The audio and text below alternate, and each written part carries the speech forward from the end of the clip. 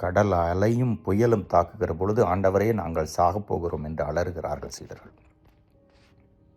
இந்த அபயக்குரல் நம்மிடமும் உண்டு. துன்பமோ வேதனையோ, குடும்பத்திலோ அல்லது உறவினர் மத்தியிலோ திடீர் இறப்போ, நமது பாவத்தினால் வந்த விளைவினால் மன அழுத்தம், குற்றம், பழி உணர்வு, ஏதாவது ஒரு காலத்திலே எந்தவித நம்பிக்கையும் இல்லாமல் நம்பிக்கை இழந்தவர்களாய் சீடர்களைப் போல பதற கத்தக்கூடிய நிலைக்கு வந்து விடுவோம்.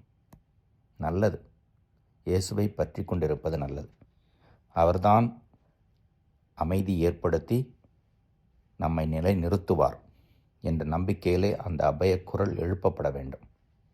ஆனால் அந்த நம்பிக்கை வேண்டும். முதல் வாசகத்திலே அபிரகாமை மேற்கோள் காட்டி எபிரேயருக்கு எழுதப்பட்ட திருமுகத்தினுடைய ஆசிரியர் அவர் எப்படியெல்லாம் நம்பிக்கையோடு இருந்தார் என்பதை தெளிவாக விளக்குகிறார். மீண்டும் ஒரு முறை வாசித்து பாருங்கள். இயேசு சீடர்களுக்கு, மக்களுக்கு ஓமைகளால் சொன்ன பிறகு இப்பொழுது புதுமைகள் வாயிலாக தான் மெசியா, தன் மீது நம்பிக்கை வேண்டும் என்பதை மார்க்கு தெளிவுபடுத்துகிறார்.